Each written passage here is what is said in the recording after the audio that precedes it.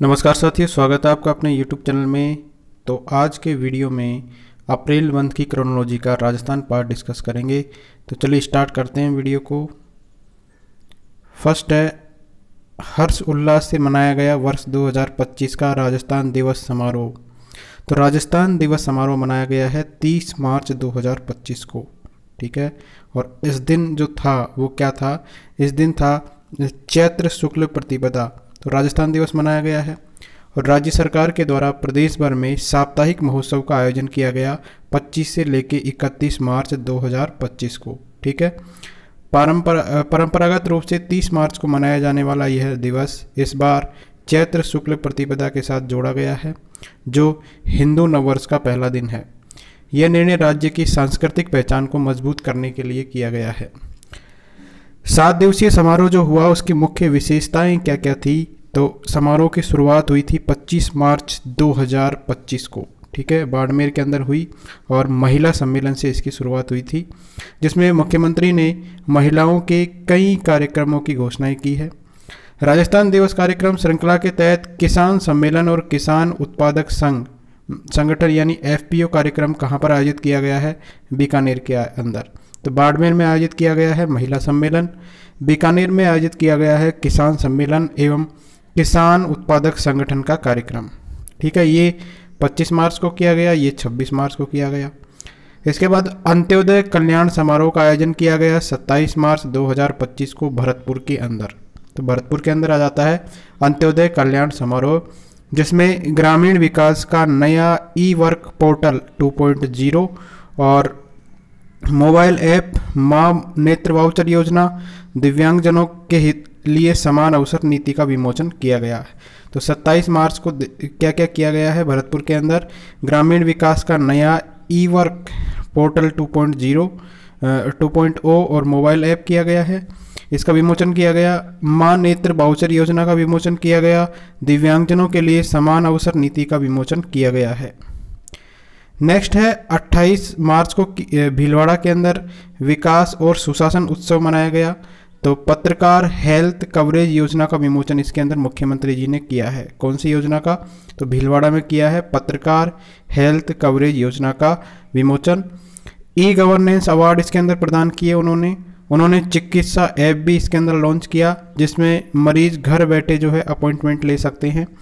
इसके बाद 29 मार्च को कोटा में मुख्यमंत्री रोजगार उत्सव और युवा सम्मेलन का आयोजन किया गया है। इसके बाद में जो है 29 मार्च की बात है, तो मुख्यमंत्री रोजगार उत्सव और युवा सम्मेलन का आयोजन किया गया। मुख्यमंत्री शिक्षित राजस्थान अभियान का शुभारंभ भी किया गया।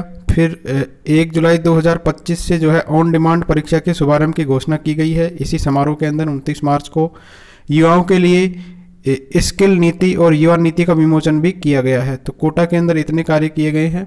मुख्यमंत्री शिक्षित राजस्थान अभियान का शुभारंभ किया गया है। ऑन डिमांड परीक्षा के शुभारंभ की गई, 1 जुलाई से स्टार्ट हो जाएगी ऑन डिमांड परीक्षा, और स्किल नीति और युवा नीति का विमोचन भी किया गया है।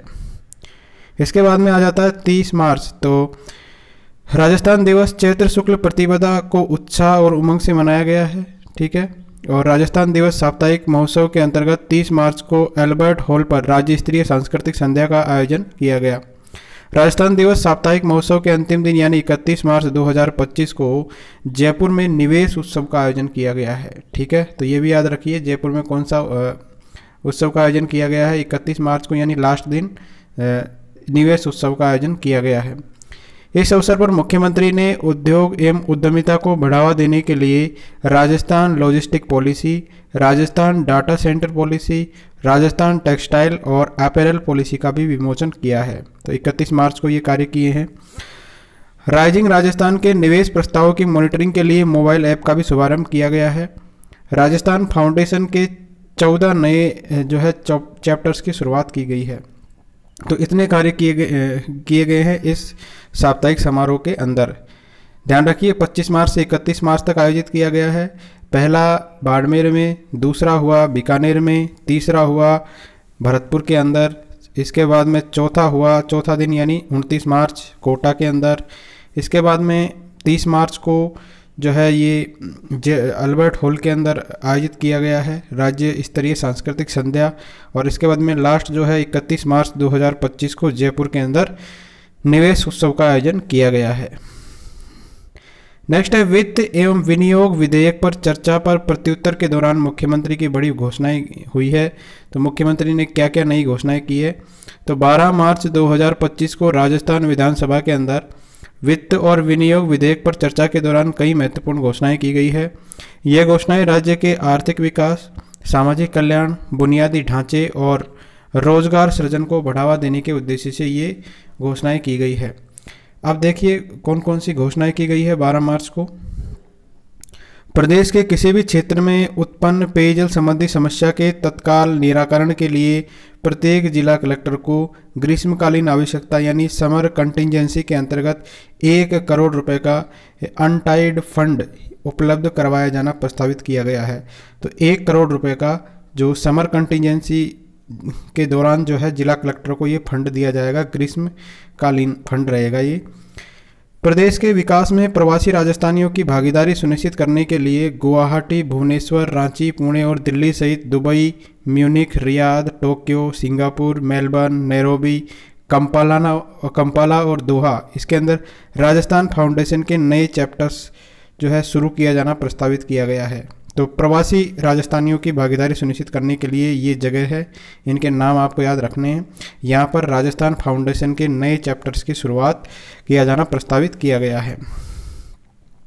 प्रदेश के नवगठित जिलों जैसे बालोतरा है, ब्यावर है, डीडवाना, कुचामन, डीग, खैरतल, तिजारा, कोटपुतली, बहरोड, फलोदी और सलूमर के अंदर जिला खनिज फाउंडेशन ट्रस्ट यानी DMFT की स्थापना की जाएगी। ठीक है, तो जो नवगठित जिले हैं इसके अंदर DMFT का फुल फॉर्म है खनिज फाउंडेशन ट्रस्ट, इसकी स्थापना की जाएगी। ऑटोमेटेड टेस्टिंग स्टेशन, तो वाहनों की जांच और सुरक्षा सुनिश्चित करने के लिए निजी क्षेत्र के सहयोग से 10 ऑटोमेटेड टेस्टिंग स्टेशन बनाए जाएंगे। CNG और PNG पर वैट के अंदर कमी कर दी गई है, तो वैट दर जो थी इस पर 10% से घटाकर 7.5% करने की घोषणा की गई है। इससे ईंधन सस्ता होगा और पर्यावरण संरक्षण को बढ़ावा मिलेगा। बालोतरा और दौसा बांदीकुई नगर विकास न्यास की घोषणा की गई है। राज्य के निवासियों विशेष रूप से युवाओं का देश की वैभवशाली संस्कृति, विरासत और धार्मिक, सांस्कृतिक, ऐतिहासिक स्थलों से परिचय करवाने के लिए भारत एवं राजस्थान पहचान भ्रमण कार्यक्रम प्रारंभ किया जाएगा। ठीक है, तो ये भी याद रखिए कौन सा कार्यक्रम स्टार्ट किया जाएगा, भारत और राजस्थान पहचान भ्रमण। ठीक है, राज्य के निवासियों के लिए और विशेष रूप से इसके अंदर युवाओं के लिए ये स्टार्ट किया गया है, मतलब इसकी घोषणा की गई है। राजस्थान दिवस अब पंचांग कैलेंडर के अनुसार चैत्र शुक्ल प्रतिपदा को ही मनाया जाएगा। अब की बार से कब मनाया जाएगा, चैत्र शुक्ल प्रतिपदा के दिन। इस वर्ष ये 30 मार्च को ही मनाया जाएगा। उल्लेखनीय है कि वर्ष 1949 में नव संवत चैत्र शुक्ल प्रतिपदा रेवती नक्षत्र इंद्रयोग के दौरान लौह पुरुष सरदार पटेल के द्वारा विभिन्न रियासतों को मिलाते हुए वृहद राजस्थान की स्थापना की गई थी। कब की गई थी, 1949 के अंदर। अतः 30 मार्च 2025 को नव संवत चैत्र शुक्ल प्रतिपदा के दिन राजस्थान दिवस मनाया जाएगा। आगामी वित्त वर्ष में 10,000 स्कूली शिक्षक, 4,000 पटवारी, 1750 वन विभाग के कार्मिक और 10,000 पुलिसकर्मियों की भर्ती की घोषणा की गई है। मुख्यमंत्री युवा रोजगार प्रोत्साहन योजना, तो पहली बार संगठित निजी क्षेत्र के अंदर 50,000 तक मासिक वेतन की नौकरी पाने वाले युवाओं को एक मुश्त 10,000 की प्रोत्साहन राशि दी जाएगी। ठीक है, तो संगठित निजी क्षेत्र में जो भी 50,000 तक का मासिक वेतन की नौकरी पा रहे हैं, इनको 10,000 रुपये की जो है प्रोत्साहन राशि सरकार के द्वारा दी जाएगी।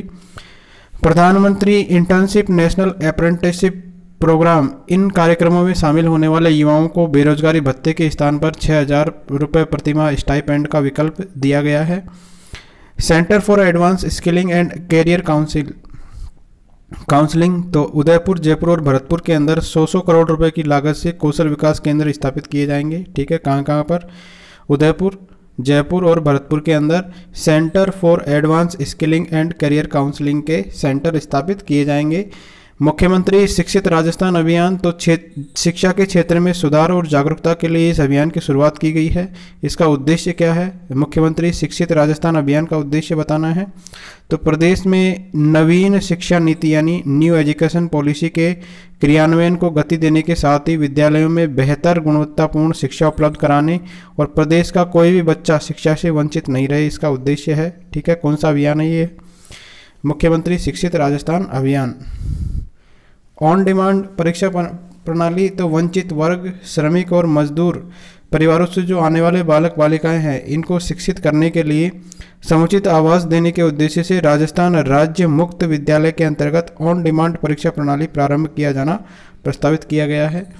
तो ये भी ऑन डिमांड परीक्षा प्रणाली जो है ये स्टार्ट की जाएगी 1 जुलाई 2025 के बाद। आदर्श वेद आवासीय विद्यालय, तो रेवासा सीकर की तर्ज पर तारातरा मठ, गोमरक धाम, बाड़मेर के अंदर आदर्श वेद विद्यालय की स्थापना की जाएगी। निष्क्रमणीय पशुपालक आवासीय, तो राजसमंद में ये खोला जाएगा निष्क्रमणीय पशुपालक आवासीय। खेल निदेशालय की स्थापना, तो खेलों को बढ़ावा देने के लिए और प्रतिभाओं को निखारने के लिए राज्य के अंदर एक खेल निदेशालय स्थापित किया जाएगा। भीलवाड़ा के अंदर मल्टीपर्पज स्पोर्ट्स कॉम्प्लेक्स, तो ये इंपॉर्टेंट है। गंगानगर के अंदर साइकिल ट्रैक और कुमेर डीग और केशुराई पाटन बूंदी के अंदर खेल स्टेडियम का निर्माण भी किया जाएगा। तो ये याद रखना है आपको। मल्टीपर्पज स्पोर्ट कॉम्प्लेक्स कहाँ बनेगा? तो भीलवाड़ा में बनेगा। साइकिल ट्रैक कहाँ बनेगा? श्री गंगानगर में। और खेल स्टेडियम का निर्माण कहाँ पर किया जाएगा? कुमेर डीग और केशुराई पाटन बूंदी के अंदर जो है ये इसका निर्माण किया जाएगा। पंडित दीनदयाल उपाध्याय गरीबी मुक्त गांव योजना, तो गरीबी मुक्त राजस्थान की परिकल्पना को साकार करने के लिए इस योजना को स्टार्ट किया गया है। ठीक है, तो चिन्हित गांव के सभी जो बीपीएल होंगे इनको गरीबी रेखा से ऊपर इसके अंदर लाया जाएगा और आगामी वर्ष पहले चरण के अंदर 5000 गाँव में योजना शुरू होगी। ठीक है, इसके लिए 300 करोड़ का प्रावधान किया गया है। तो गरीबी को दूर करने के लिए यानी बीपीएल परिवारों को गरीबी रेखा से ऊपर लाने के लिए ये योजना स्टार्ट की गई है। ठीक है, ध्यान रखिए। और पहले चरण जो है उसके अंदर 5000 गाँवों से ये योजना स्टार्ट होगी। देसी पशुओं के संरक्षण और संवर्धन के लिए पाली के अंदर राज्य का पहला centre of excellence indigenous farm स्थापित किया जाएगा और इसमें राशि खर्च होगी 10 करोड़ रुपए की। तो याद रखिए, पाली के अंदर बनाया जाएगा centre of excellence indigenous farm.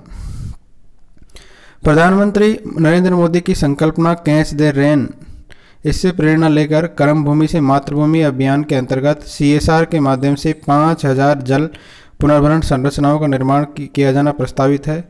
Mokhla, Parewar, Jaisalmer एवं बुचारा मेन जयपुर के अंदर नवीन कंजर्वेशन रिजर्व, भरतपुर के अंदर बायोलॉजिकल पार्क की स्थापना एवं जैविक उद्यान नाहरगढ़ जयपुर के अंदर जो है संवर्धन कार्य करवाए जाएंगे। इसके अंतर्गत राज्य पक्षी गोडाउन के बेहतर संरक्षण के लिए राष्ट्रीय मरु उद्यान जैसलमेर, यहाँ पर 2000 हेक्टेयर भूमि क्षेत्र में विभिन्न कार्य करवाए जाएंगे। महिला सुरक्षा की दृष्टि से आगामी वर्ष 250 और कालिका पेट्रोलिंग यूनिट्स के गठन की घोषणा की गई है, यानी 250 और बनाए जाएंगे कालिका पेट्रोलिंग यूनिट्स। इसके बाद में विभिन्न विभागों में कार्यरत मंत्रालय कार्मिकों की समस्याओं के त्वरित निस्तारण के साथ ही उनके कार्य दक्षता में वृद्धि किए जाने की दृष्टि से कार्मिक विभाग के अध्ययन मंत्रालयिक निदेशालय की स्थापना भी की जाएगी। निम्नलिखित 25 नवीन नगरपालिकाओं का गठन किया जाएगा। तो पीसांचन अजमेर के अंदर, जसोल बालोतरा, समदड़ी बालोतरा, रायपुर, बीगोद बनेड़ा, इसके बाद में सावा, चूरू, मनिया धौलपुर, सेपऊ धौलपुर, खाटू खुर्द, डीडवाना, कुचामन, अरनोद प्रतापगढ़, डग झालावाड़, खानपुर झालावाड़, मनोहर थाना झालावाड़,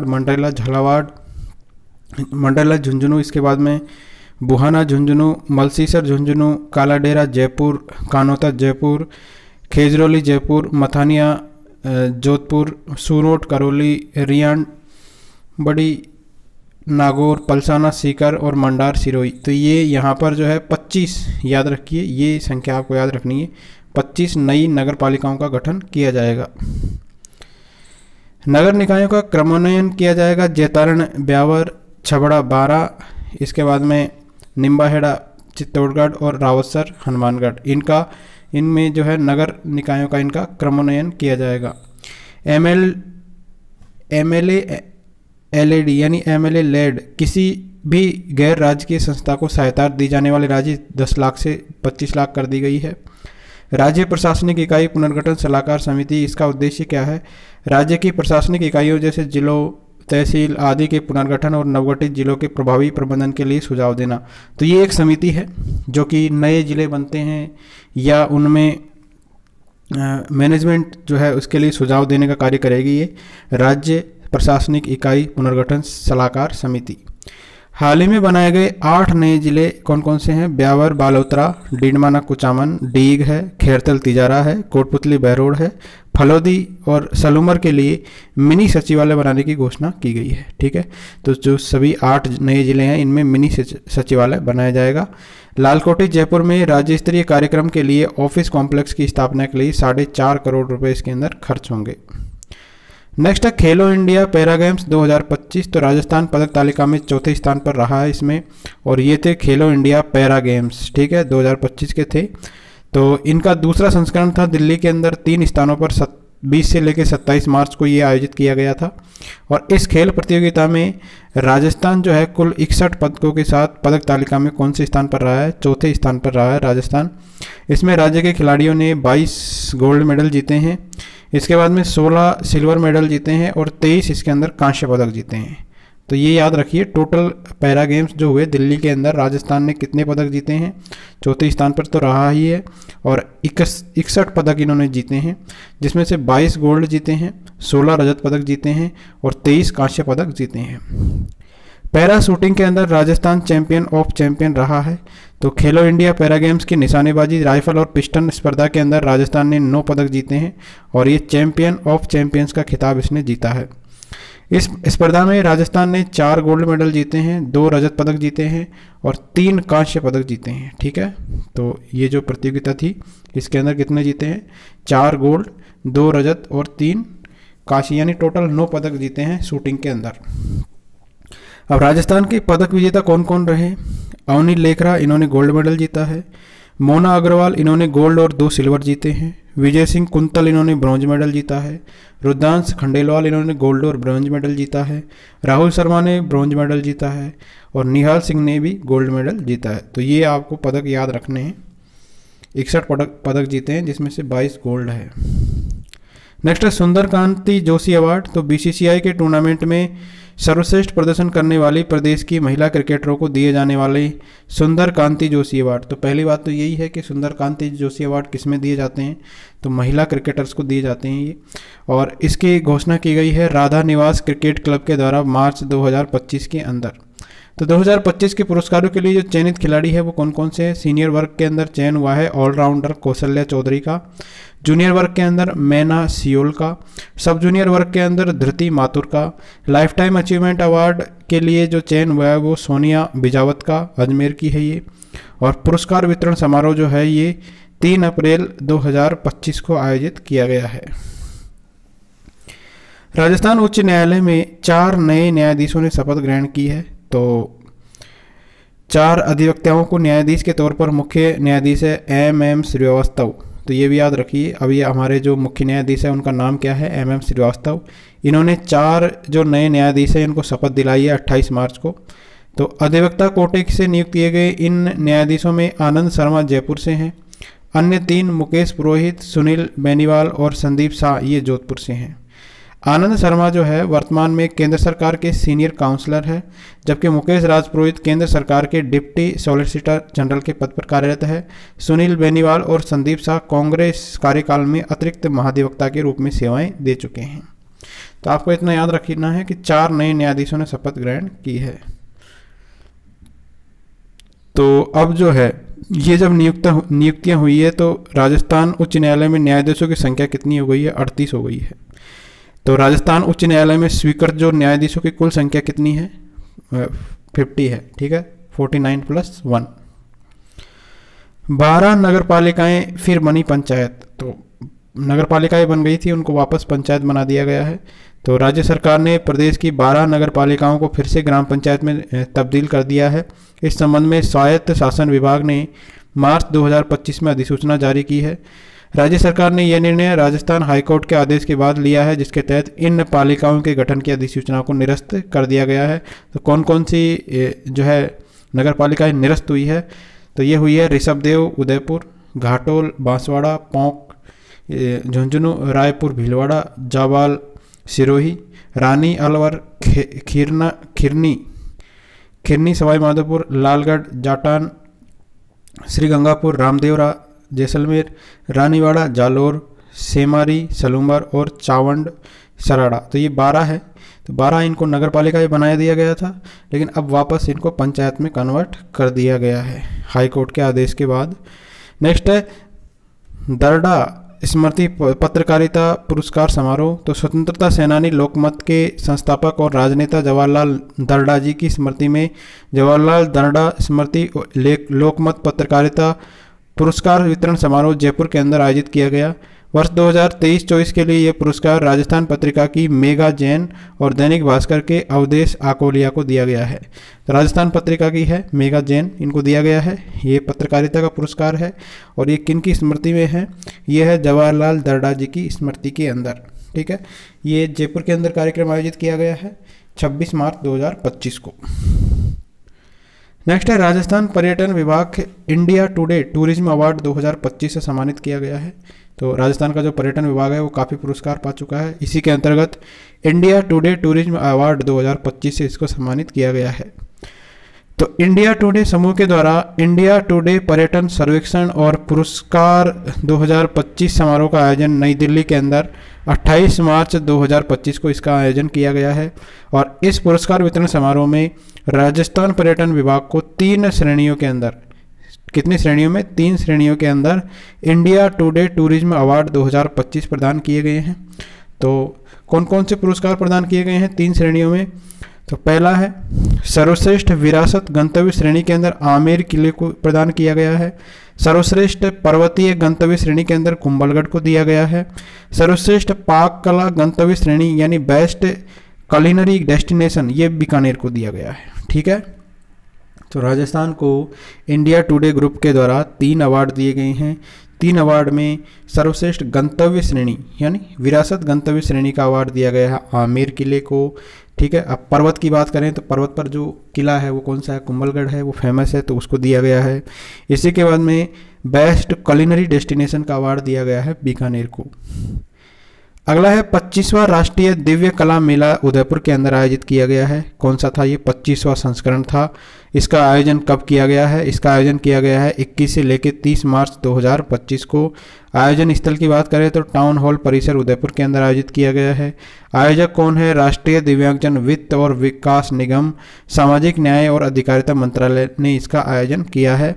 इस मेले का आयोजन राजस्थान में दूसरी बार और उदयपुर के अंदर पहली बार किया गया है। ठीक है, राजस्थान में दूसरी बार, इस जो है राष्ट्रीय नेशनल लेवल का है ये, तो राजस्थान में ये अभी दूसरी बार ही हुआ है और उदयपुर के अंदर पहली बार हुआ है। तो ये याद रखिए, 21 से लेकर 30 मार्च को ये आयोजित किया गया है दिव्य कला मेला। दिव्य कला मेले की शुरुआत 2022 में हुई थी और अब जब इसका पहला संस्करण दिल्ली के अंदर आयोजित किया था। दिव्य कला मेले का 6ठा संस्करण 29 जून से लेकर 5 जुलाई 2023 को जयपुर के अंदर आयोजित किया गया था। नेक्स्ट है उप मुख्यमंत्री दिया कुमारी को women tourism minister of the year award दिया गया है। ठीक है, women tourism minister of the year award किसको दिया गया है? तो दिया कुमारी जी को दिया गया है। और राजस्थान पर्यटन को बढ़ावा देने के लिए और सराहनीय कार्य करने के लिए Pacific Asia travel writers association किसने दिया है ये? तो ये भी याद रखिए, Pacific Asia travel writers association ने उप मुख्यमंत्री दिया कुमारी जी को ये दिया है women tourism minister of the year India award. यह सम्मान ITBP बर्लिन जर्मनी में सेशल्स के पूर्व पर्यटन मंत्री डॉक्टर LS सेंटेंज के द्वारा मार्च 2025 में दिया गया। यह पुरस्कार पर्यटन विभाग के अधिकारी अतिरिक्त निदेशक पर्यटन आनंद त्रिपाठी, उप निदेशक पर्यटन उपेंद्र सिंह शेखावत ने यह प्राप्त किया था। राजस्थान के पर्यटन को देश विदेश में बढ़ावा देने के लिए उनकी सक्रिय भागीदारी और प्रयासों को मान्यता दी गई है। राजस्थान रोडवेज को 3 पुरस्कार मिले हैं। तो राजस्थान राज्य पथ परिवहन निगम को association of state road transport undertaking नई दिल्ली के द्वारा, ठीक है, 3 विभिन्न श्रेणियों में रनर अप पुरस्कार 8 मार्च को दिए गए हैं। तो कौन कौन से पुरस्कार दिए गए हैं? राजस्थान रोडवेज को नेशनल पब्लिक बस ट्रांसपोर्ट अवार्ड श्रेणी के अंदर road safety, non traffic revenue एवं एम्प्लॉय प्रोडक्टिविटी अवार्ड ग्रामीण श्रेणी में रनर अप से जो है पुरस्कृत किया गया है। तो 3 पुरस्कार दिए हैं राजस्थान रोडवेज को। किसने दिए हैं ये दिए हैं association of state road transport undertaking नई दिल्ली ने। अंतर्राष्ट्रीय महिला दिवस पर राज्य स्तरीय सम्मान समारोह आयोजित किया गया है बिरला ऑडिटोरियम जयपुर के अंदर। ठीक है, तो 8 मार्च को हमने मनाया था अंतर्राष्ट्रीय महिला दिवस, और इसका जो राज्य स्तरीय समारोह है वो कहाँ आयोजित किया गया? जयपुर के अंदर। समारोह में पन्नाधारी सुरक्षा एवं सम्मान योजना के तहत विभिन्न व्यक्तियों एवं संस्थाओं को पुरस्कृत किया गया है। इसके तहत पन्नाधारी सुरक्षा एवं सम्मान योजना के विशिष्ट सम्मान से जयपुर की है श्रीमती मनोहर देवी, इनको 51,000 रुपये की राशि देकर सम्मानित किया है। ठीक है, तो पन्नाधारी सुरक्षा और सम्मान योजना में कितनी राशि दी गई है? 51,000 की राशि किसको दी गई है? मनोहर देवी को।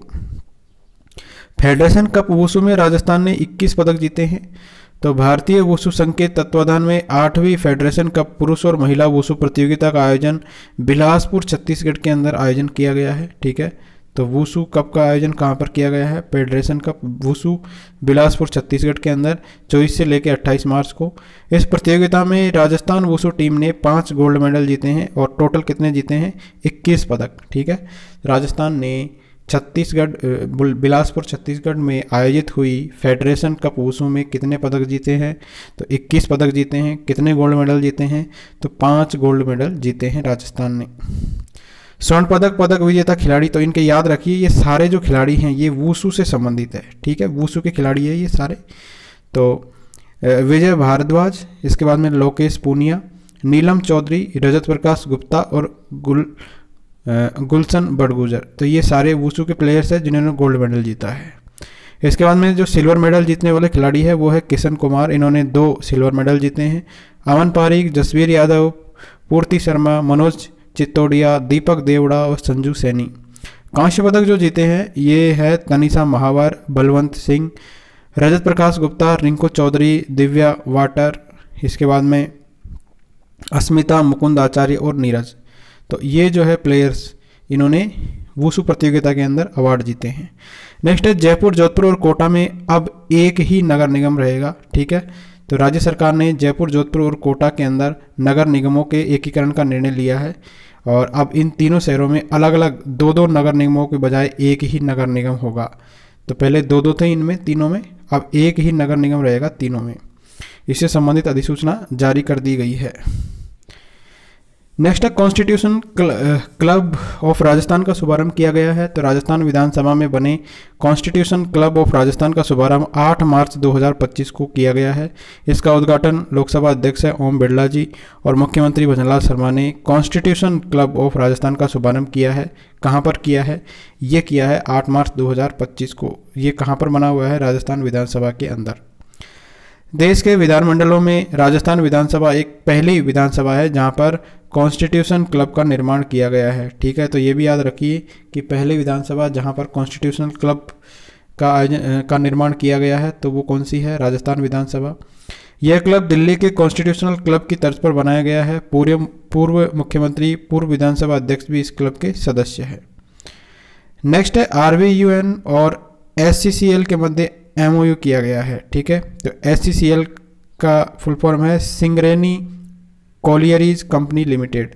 तो ये तेलंगाना की कंपनी है। ठीक है, तो राजस्थान सरकार और तेलंगाना सरकार के बीच में एक महत्वपूर्ण सहयोग के तहत राजस्थान विद्युत उत्पादन निगम लिमिटेड यानी RVNL जो उत्पादन की बिजली कंपनी है और सिंगरेनी कॉलियराज कंपनी लिमिटेड SCCL के मध्य में एक MOU पर जो है साइन किए गए हैं 3 मार्च 2025 को।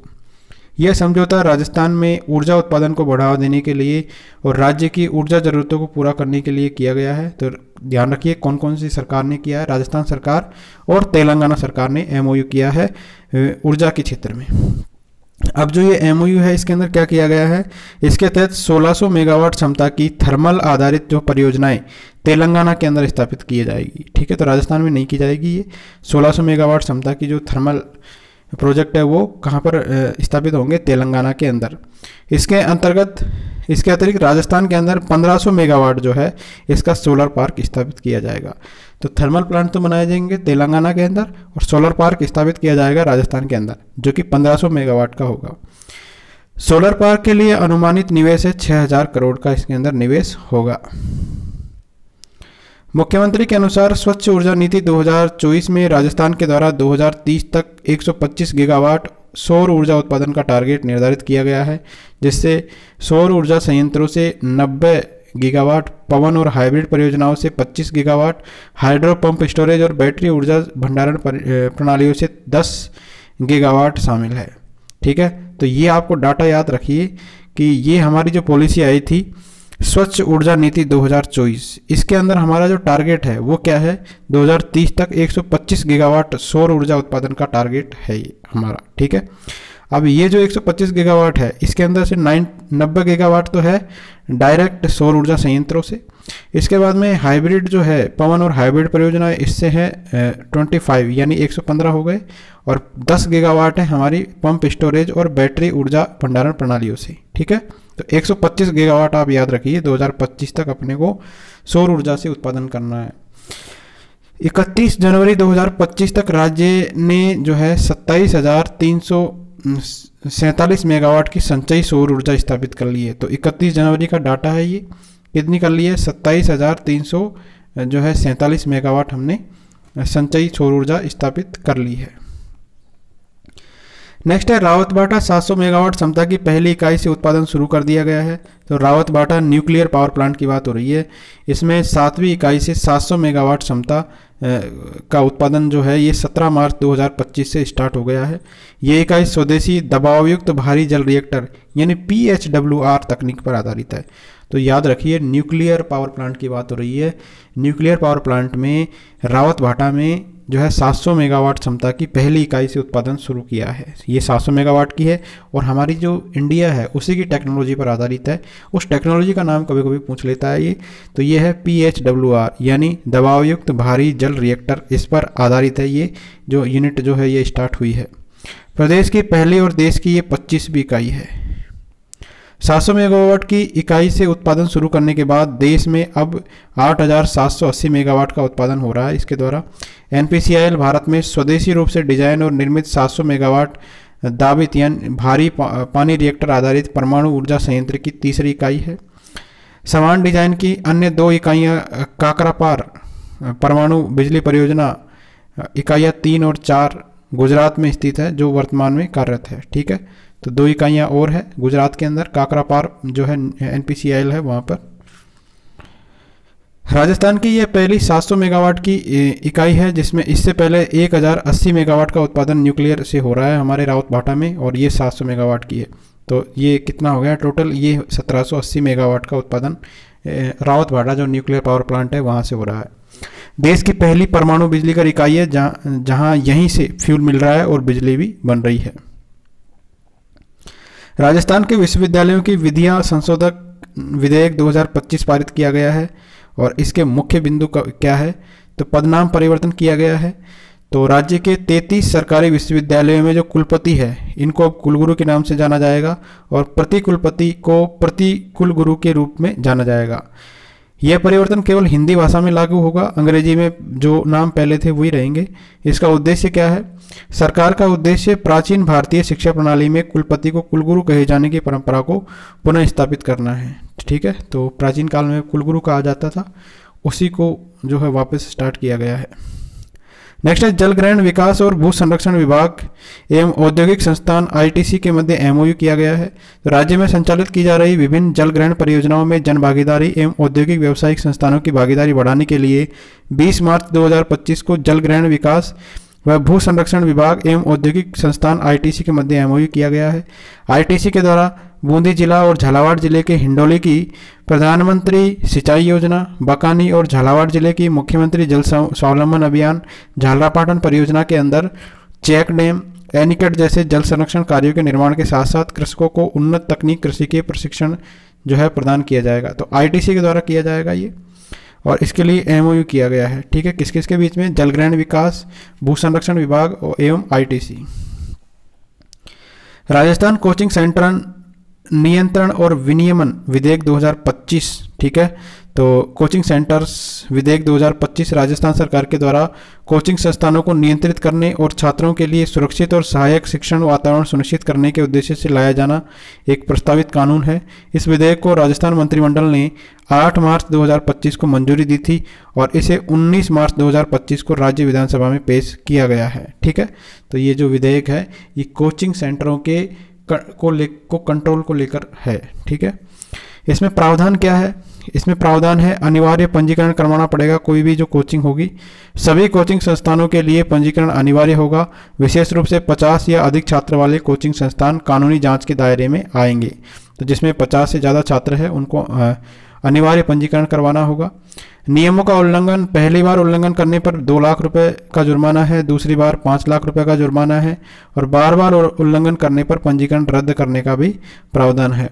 फीस संबंधी नियम, तो कोचिंग केंद्रों को संपूर्ण शुल्क एक मुश्त लेने से प्रतिबंधित किया जाएगा, यानी कि एक साथ फीस नहीं ले सकते और उन्हें अभिभावकों को पाठ्यक्रम अवधि के दौरान कम से कम 4 बराबर किस्तों में भुगतान करने का विकल्प देना होगा।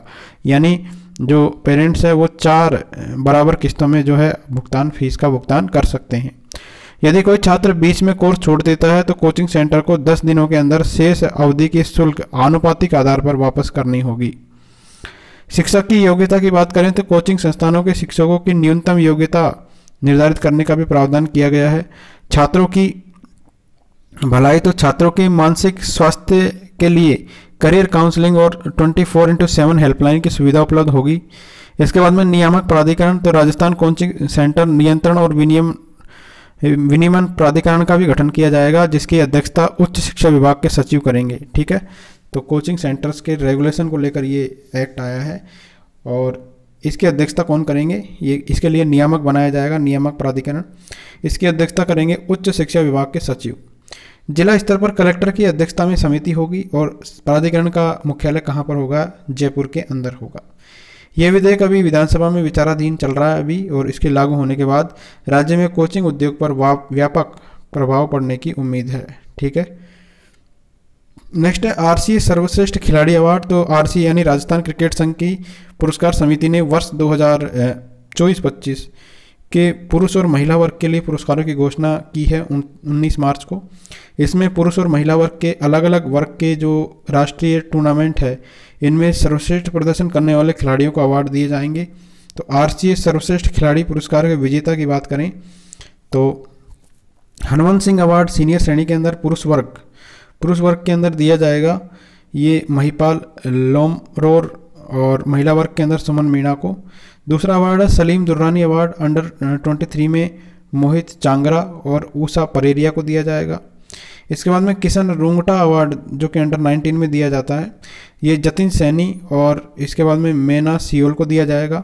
इसके बाद में लक्ष्मण सिंह अवार्ड जो अंडर 16 में दिया जाता है, ये यथार्थ भारद्वाज और धृति माथुर इनको दिया जाएगा। अंडर 16 के अंदर है यथार्थ भारद्वाज और अंडर 15 के अंदर है धृति माथुर। सर्वश्रेष्ठ इमर्जिंग अवार्ड का दिया जाएगा कार्तिक शर्मा को और आयुषी गर्ग को।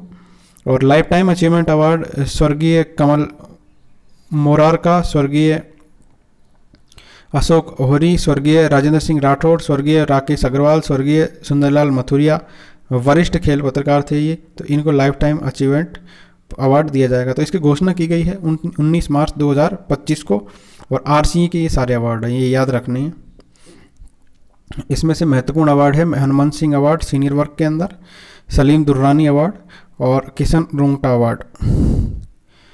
प्रत्येक आयु वर्ग पुरुष और महिला को ट्रॉफी, प्रशस्ति पत्र और 51,000 रुपये की पुरस्कार राशि इसके अंदर दी जाएगी। राजस्थान की क्रिकेट में उल्लेखनीय योगदान देने वाले पूर्व क्रिकेट प्रशंसकों को दिया जाने वाला लाइफ टाइम अवार्ड के तहत प्रशस्ति पत्र, मोमेंटो और 1 लाख रुपये की पुरस्कार राशि दी जाएगी। ठीक है, तो बाकी खिलाड़ियों को 51,000 की राशि है और जो लाइफ टाइम अवार्ड है इनको 1 लाख रुपये की राशि दी जाएगी। उक्त सभी को ये पुरस्कार कब दिए जाएंगे? 25 मार्च 2025 को जो है आयोजित अवार्ड समारोह में दिए गए हैं। ठीक है, विश्व वानिकी दिवस पर राज्य स्तरीय समारोह की बात करें तो 21 मार्च 2025 को राज्य स्तरीय समारोह जयपुर के अंदर राजस्थान इंटरनेशनल सेंटर में आयोजित किया गया है विश्व वानिकी दिवस पर। तो विश्व वानिकी दिवस याद रखिए कब मनाया जाता है? 21 मार्च को। समारोह के अंदर मुख्यमंत्री भजनलाल शर्मा ने बताया कि राज्य सरकार ने मिशन हरियाली राजस्थान के तहत 50 करोड़ पौधे लगाने का टारगेट रखा है। कितने पौधे लगाने हैं राजस्थान सरकार को? 50 करोड़। कौन सा अभियान है? मिशन हरियाली राजस्थान। ठीक है, तो मिशन हरियाली राजस्थान प्रधानमंत्री के एक पेड़ माँ के नाम से प्रेरित है। तो हमारी केंद्र सरकार ने चला रखा है एक पेड़ माँ के नाम। वन विभाग के द्वारा विभागीय कार्यों में पारदर्शिता लाने के लिए नवीनतम आईटी तकनीक के उपयोग से विकसित डिजी वन फॉरेस्ट स्टैक ऐप का भी शुभारंभ किया गया है, जो कि देश भर का पहला डिजिटल फॉरेस्ट स्टैक है। तो हमारा वन विभाग है, इसने स्टार्ट किया है डिजी वन फॉरेस्ट स्टैक ऐप। ठीक है, और ये देश का पहला है। इको टूरिज्म फैसिलिटीज सीता माता अभ्यारण्य वन्यजीव अभ्यारण्य के अंदर है। गोल्फ कार्ट सुविधा केवलादेव राष्ट्रीय उद्यान भरतपुर और नाहरगढ़ बायोलॉजिकल पार्क के अंदर है। राजस्थान में जलवायु परिवर्तन प्रतिक्रिया और पारिस्थितिकी तंत्र सेवा संवर्धन यानी CRESCP के लोगों का अनावरण जो है CRESCP, यह राजस्थान में जलवायु परिवर्तन के प्रभावों को कम करने और पारिस्थितिकी तंत्र सेवाओं को बढ़ावा देने के लिए एक महत्वपूर्ण पहल है। तो इसके लोगों का अनावरण किया है। ठीक है, राजस्थान के अंदर। राज्य में पहली बार कृषि वानिकी नीति लाई जाएगी। ठीक है, तो ये भी याद रखिए, पहली बार लाई जाएगी कृषि वानिकी नीति। स्थानीय प्रजातियों के संरक्षण एवं विस्तार के लिए एक जिला एक प्रजाति कार्यक्रम भी जो है ये स्टार्ट किया गया है। सभी जिलों में मातृ वन की स्थापना भी की गई है। घड़ियाल संरक्षण के लिए सवाई माधोपुर के अंदर जो पाली घाट है, इसके निकट एक घड़ियाल रियरिंग सेंटर की स्थापना की गई है। नेक्स्ट है एशिया और प्रशांत क्षेत्र के अंदर 12वां क्षेत्रीय 3R और सर्कुलर इकोनॉमी फोरम जयपुर के अंदर। तो एशिया और प्रशांत क्षेत्र में 12वीं 3R सर्कुलर इकोनॉमी फोरम का आयोजन जयपुर के राजस्थान इंटरनेशनल सेंटर में 3 से 5 मार्च 2025 को आयोजित किया गया है। इसके आयोजक कौन थे? इसके आयोजक थे आवास और शहरी कार्य मंत्रालय भारत सरकार, संयुक्त राष्ट्र क्षेत्रीय विकास केंद्र UNCRD और वैश्विक पर्यावरण रणनीति संस्थान IGES। तो ये जो है कौन सा कार्यक्रम है? एशिया और प्रशांत क्षेत्र के अंदर 12वां था ये क्षेत्रीय 3R और सर्कुलर इकोनॉमी फोरम का आयोजन किया गया है जयपुर के राजस्थान इंटरनेशनल सेंटर RIC के अंदर। एशिया और प्रशांत के लिए संयुक्त राष्ट्र आर्थिकी और सामाजिक आयोग यानी UNESCAP, जापान का पर्यावरण मंत्रालय और विभिन्न अन्य अंतर्राष्ट्रीय और क्षेत्रीय संगठनों ने समर्थन किया है। विषय क्या था? ये विषय था एशिया प्रशांत क्षेत्र में सतत विकास लक्ष्य और कार्बन तटस्थता प्राप्त करने की दिशा में सर्कुलर सोसाइटी का निर्माण करना। 3R, ये याद रखिए आपको 3R क्या है? ये है रिड्यूस, रीयूज और रिसाइकल। तो इसमें आपको कन्फ्यूजन वाला क्वेश्चन दे देता है, तो इनका फुल फॉर्म याद रखिए आप, रिड्यूस, रीयूज और रिसाइकल। इसके सिद्धांतों पर ध्यान केंद्रित इस फोरम का उद्देश्य टिकाऊ उत्पादन और उपभोग पैटर्न के लिए रोडमैप तैयार करना है।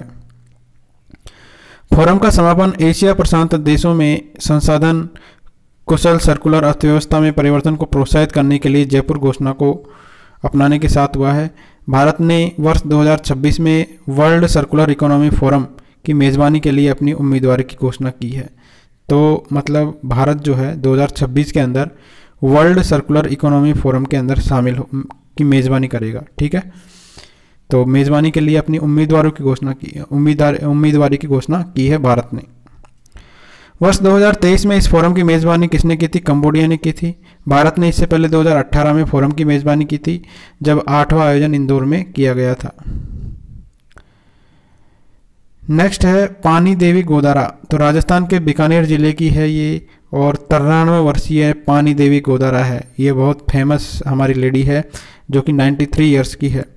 और अगस्त 2025 में स्वीडन में होने वाली विश्व मास्टर एथलेटिक्स चैंपियनशिप और सितंबर में इंडोनेशिया में आयोजित होने वाली एशियन मास्टर एथलेटिक्स प्रतियोगिता में भारत को प्रतिनिधित्व करेगी। ठीक है, तो 93 वर्षीय है और इनका नाम है पानी देवी गोदारा। ये प्रतिनिधित्व करेगी अगस्त में स्वीडन में होने वाली विश्व मास्टर एथलेटिक्स चैंपियनशिप, सितंबर में इंडोनेशिया में आयोजित होने वाली एशियन मास्टर एथलेटिक्स की प्रतियोगिता के अंदर। तो स्वीडन और इंडोनेशिया इन दोनों में प्रतिनिधित्व कौन करेगी? पानी देवी गोदारा। हाल ही के अंदर बेंगलुरु में आयोजित जो है 45वीं नेशनल मास्टर एथलेटिक्स चैंपियनशिप 2025 में 100 मीटर की दौड़, शॉटपुट और डिस्कस थ्रो में स्वर्ण पदक जीते हैं इन्होंने। इनका नाम आप याद रखिए, पानी देवी गोदारा। खेलो India state centre of excellence. तो खेलो India state centre of excellence खोलने के लिए भारतीय खेल प्राधिकरण जो है, स्पोर्ट अथॉरिटी ऑफ इंडिया और राजस्थान राज्य खेल परिषद के मध्य में एक MOU हुआ है और ये हुआ है 20 मार्च को। ठीक है, खेलो India state centre of excellence खोलने के लिए किस किस के बीच में MOU किया गया है? तो स्पोर्ट अथॉरिटी ऑफ इंडिया और राजस्थान राज्य खेल परिषद के मध्य में। तो ये इंपॉर्टेंट है। यह सेंटर जो है जयपुर के सवाई मानसिंह स्टेडियम में स्थापित किया जाएगा। इसमें प्राथमिकता वाले खेलों जैसे एथलेटिक्स हुआ, तीरंदाजी हुआ और मुक्केबाजी पर ध्यान केंद्रित किया जाएगा।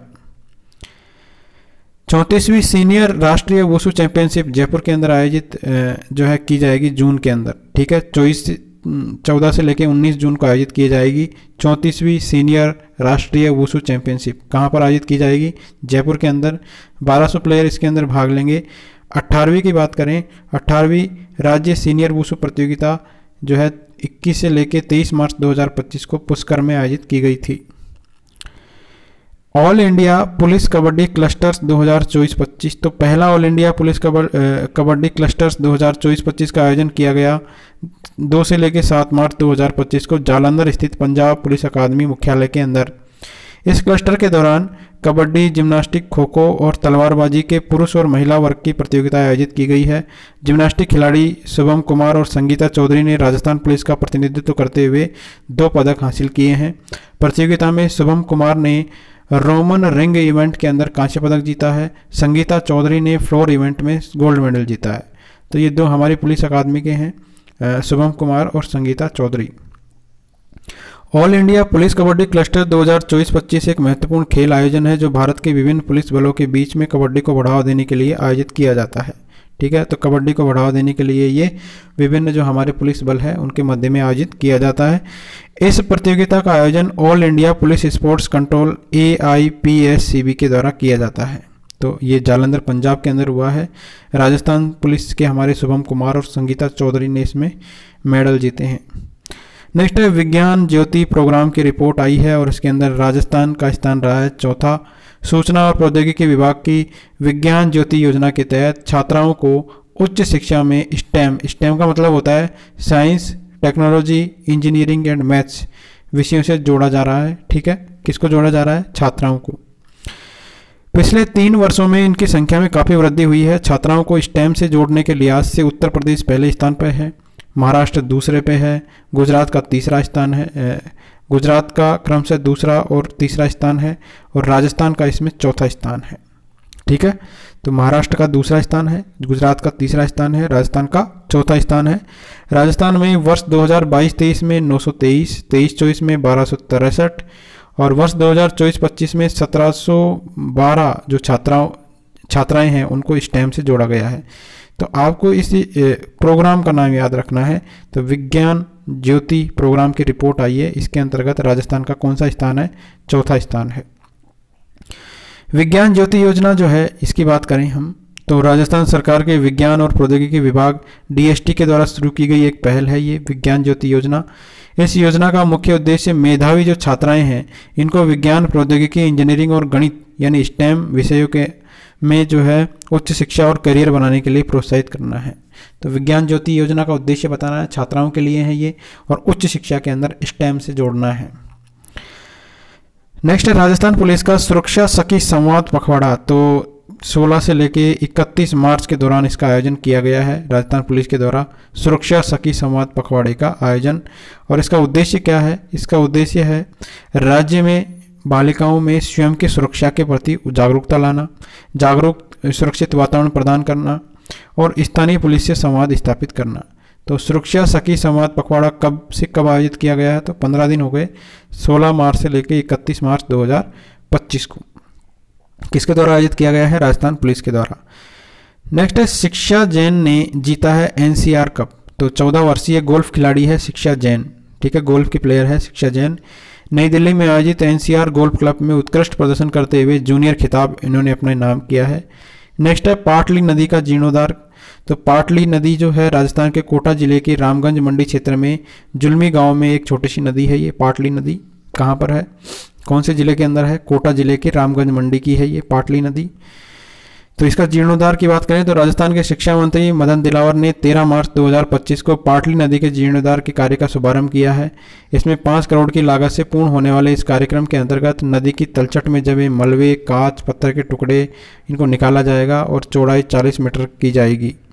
इसका प्रभाव क्या है? इस परियोजना से स्थानीय किसानों को लाभ मिलेगा। ठीक है, तो ये है पाटली नदी, इसका जीर्णोद्धार किया जाएगा। ठीक है, तो इसको स्टार्ट किया गया है, इसका कार्य स्टार्ट किया गया है मदन दिलावर जी के द्वारा।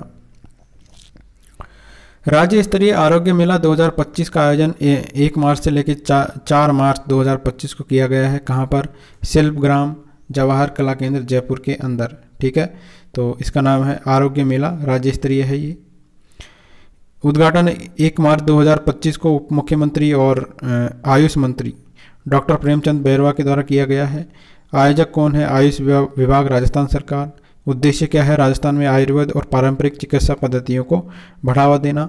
इस मेले में पारंपरिक चिकित्सा पद्धतियों के साथ साथ आधुनिक तकनीक जैसे टेलीमेडिसिन परामर्श का प्रदर्शन किया गया है, जो अपेक्षा से अधिक आकर्षण का केंद्र रहा।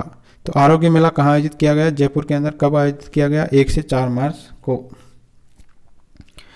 नेक्स्ट है नेशनल मेडिकल ऑर्गेनाइजेशन NMO का 44वां राष्ट्रीय अधिवेशन नमोकॉन 2025। तो इसका आयोजन किया गया 1 से 2 मार्च 2025 को उदयपुर के अंदर।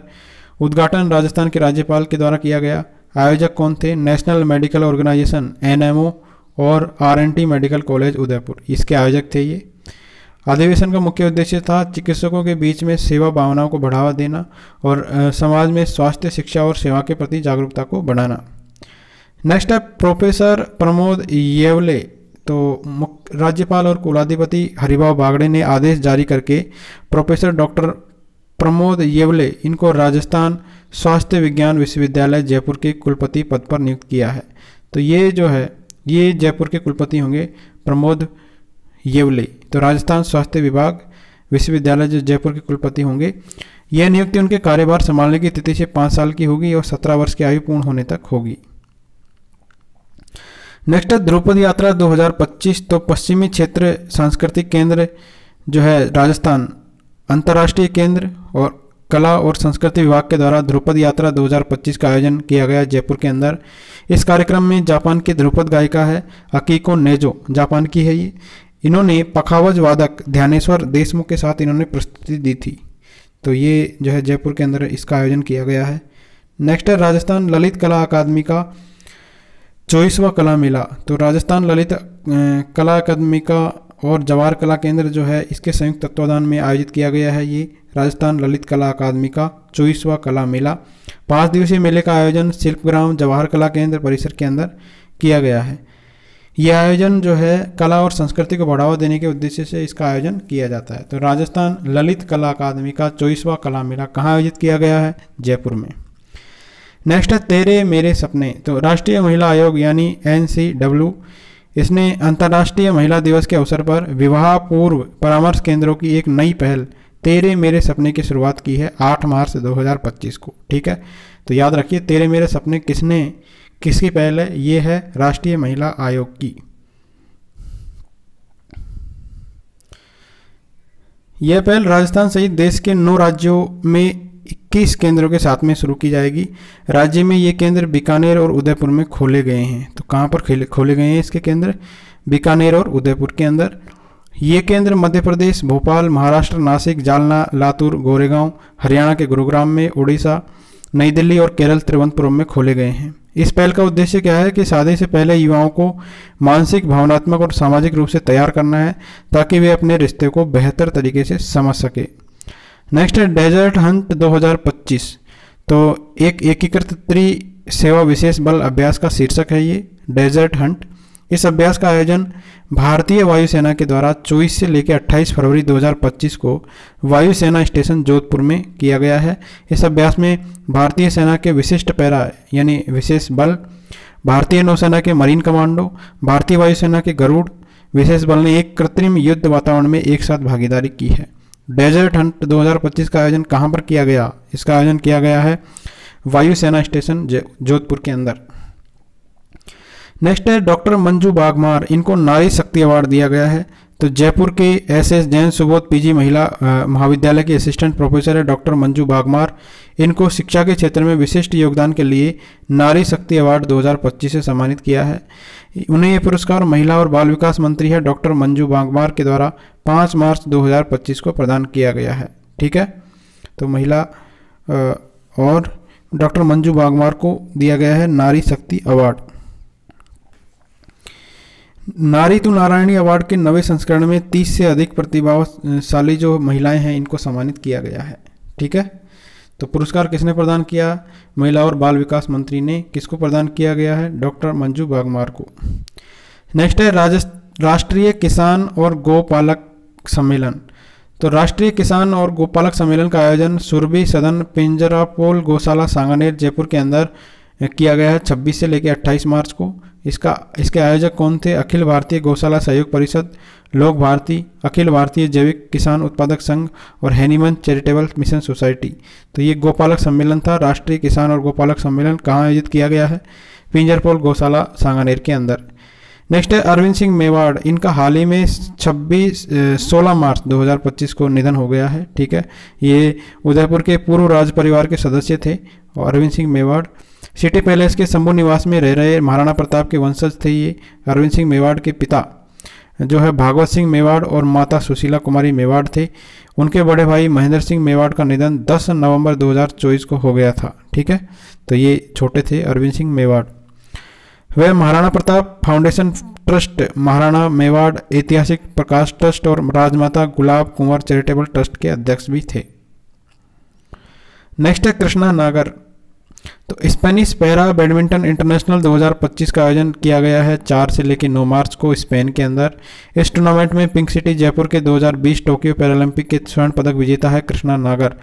तीनों प्रकार के पदक जो है इन्होंने जीते हैं, स्वर्ण, रजत और कांस्य पदक। ठीक है, तो कृष्णा नागर ने तीनों पदक जीते हैं किसके अंदर? स्पेनिश पैरा बैडमिंटन इंटरनेशनल 2025 के अंदर।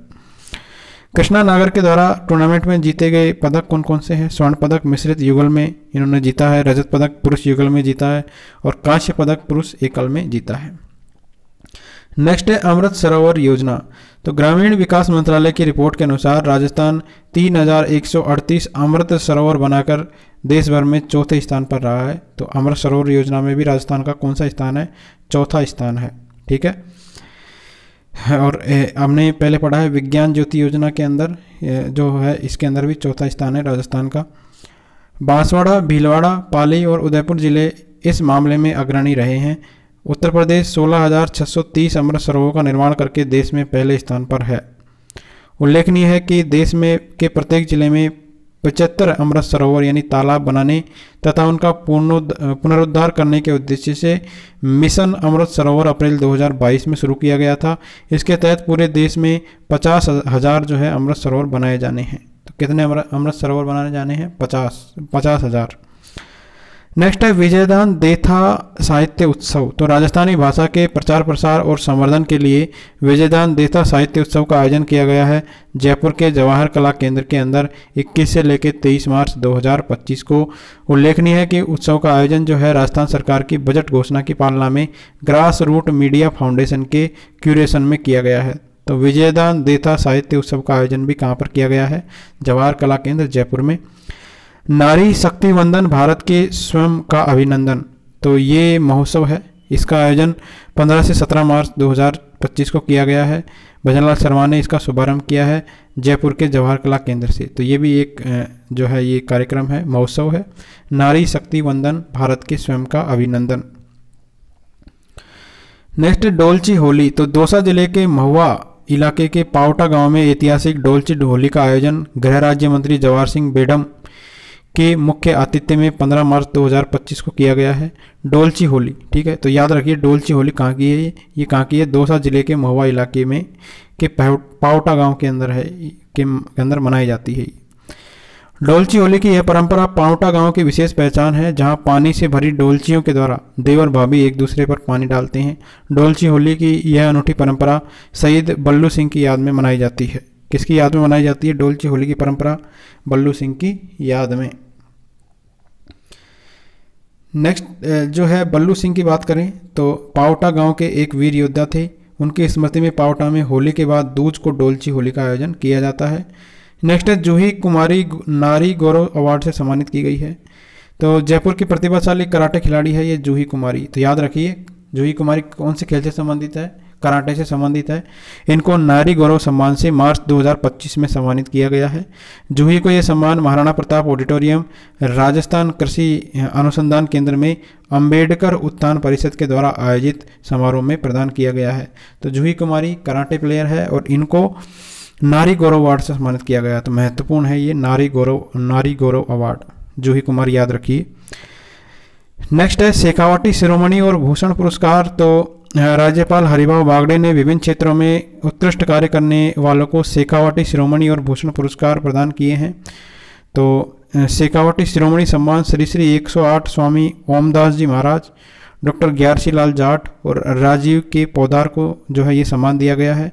शेखावटी भूषण तो भरत हरदत्त राय बियाणी, मदन सिंह काजला, कैलाश तिवाड़ी, छोगालाल सैनी, तंवर सिंह राठौड़, कान सिंह निर्वाण, विनोद भारती, महेश कुमार शर्मा, चरण सिंह और कमलेश पारिक को प्रदान किया गया है। नेक्स्ट है राजीविका रंगोत्सव 2025। तो इसका आयोजन किया गया है सचिवालय के अंदर 4 से लेकर 7 मार्च 2025 को। ठीक है, तो राज्य सखियों और स्वयं सहायता समूह की महिलाओं के द्वारा किए गए असाधारण कार्यों को प्रदर्शित करना इसका उद्देश्य है और जिन्होंने सफल उद्यमियों के रूप में अपनी पहचान बनाई है। तो राजीविका रंगोत्सव 2025 का आयोजन कहाँ पर किया गया है? सचिवालय के अंदर 4 से लेकर 7 मार्च को। नेक्स्ट है पंचपहाड़। पंचपहाड़ जो है झालावाड़ जिले का एक छोटा कस्बा है जहाँ के महात्मा गांधी राजकीय स्कूल के विद्यार्थियों ने एक नए क्षुद्र ग्रह की खोज की है। तो इम्पोर्टेंट है, पंचपहाड़ के जो स्टूडेंट्स हैं महात्मा गांधी राजकीय स्कूल के विद्यार्थी, इन्होंने एक नए क्षुद्र ग्रह की खोज की है। इस विद्यालय के विद्यार्थियों द्वारा खोजे गए एस्टेरॉइड को इंटरनेशनल एस्ट्रोनॉमिकल रिसर्च कोलैबोरेशन की ओर से मान्यता दी गई है और इस क्षुद्र ग्रह को 2024 BA20 नाम दिया गया है। तो नए क्षुद्र ग्रह की खोज पंचपहाड़ झालावाड़ जिले के एक कस्बे में की गई है। महात्मा गांधी राजकीय स्कूल के विद्यार्थियों के द्वारा नाम क्या दिया गया है? BA20, 2024 BA20। उक्त विद्यालय की कक्षा 12वीं विज्ञान के छात्र हैं मोहित शर्मा, मोहित पोरवाल, जतिन जावारनी, विवेक सोनी ने जनवरी 2024 में आयोजित कैंपेन में गाइड शिक्षक डॉक्टर दिव्येंदु सेन के मार्गदर्शन में भाग लेकर इस क्षुद्र ग्रह की खोज की है। नेक्स्ट है लोकानुरंजन मेला। तो राजस्थान संगीत नाटक अकादमी का लोकानुरंजन मेला जोधपुर के जयनारायण व्यास स्मृति भवन टाउन हॉल में 23 से लेकर 25 मार्च 2025 को आयोजित किया गया है। लोकानुरंजन मेला, इसके आयोजक याद रखने की जरूरत नहीं है। इस मेले में देश के 10 राज्यों के लगभग 700 कलाकारों ने अपनी लोकरंजक परंपरागत लोक कलाओं का मनोरी प्रदर्शन इसके अंदर किया है। तो याद रखिए ये कहाँ पर आयोजित किया गया है लोकानुरंजन मेला, ये इंपॉर्टेंट है। ये जोधपुर के जयनारायण व्यास स्मृति भवन में आयोजित किया गया है। नेक्स्ट है मोहम्मद बिलाल खान। तो BSF के रिटायर्ड DIG है मोहम्मद बिलाल खान। इनको अजमेर दरगाह के नाजिम पद पर नियुक्त किया गया है। मोहम्मद बिलाल खान को केंद्र सरकार के अल्पसंख्यक मंत्रालय ने इस संबंध में 4 मार्च को आदेश जारी किए हैं। नाजिम का यह पद केवल 3 वर्ष के लिए मतलब ये रिक्त चल रहा था। तो नाजिम के पद पर जो है ये इनको नियुक्त किया गया है मोहम्मद बिलाल खान को। अखिल भारतीय सिविल सेवा क्रिकेट प्रतियोगिता। तो अखिल भारतीय सिविल सेवा क्रिकेट प्रतियोगिता में राजस्थान सचिवालय की टीम ने मेजबान दिल्ली को फाइनल में हराकर इतिहास रचते हुए पहली बार टूर्नामेंट जीता है अखिल भारतीय सिविल सेवा क्रिकेट प्रतियोगिता के अंदर। ठीक है, मेजबान कौन था? दिल्ली था। नई दिल्ली के अंदर 24 मार्च 2025 को खेले गए फाइनल मैच में कप्तान राष्ट्रदीप यादव के नेतृत्व में राजस्थान सचिवालय टीम ने जो है दिल्ली को 5 रन से हराया था इसके अंदर। ठीक है, तो दिल्ली को 5 रन से हराकर राजस्थान ने ये पदक जीता है। तो ये थे current affairs. Thank you friends.